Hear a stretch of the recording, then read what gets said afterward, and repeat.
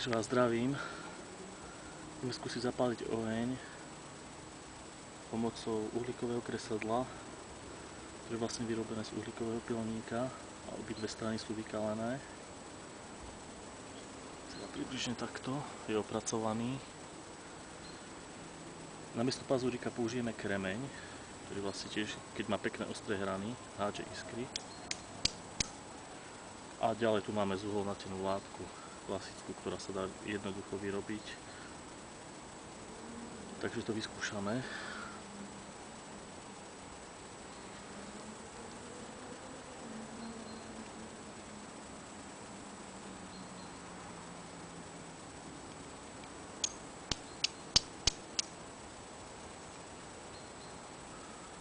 Pekne nám hodili iskru, tak to horí.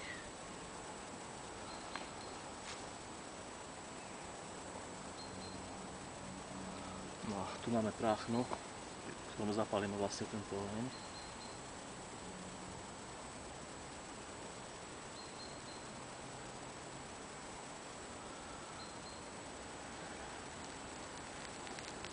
No, je to veľmi jednoducho.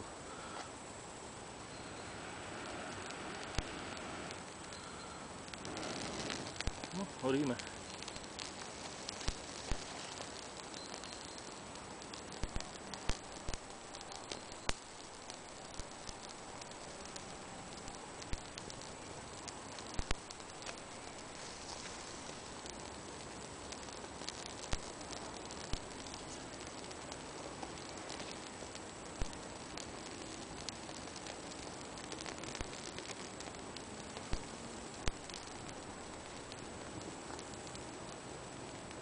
Takže pre Bushcraft portál Pavúk.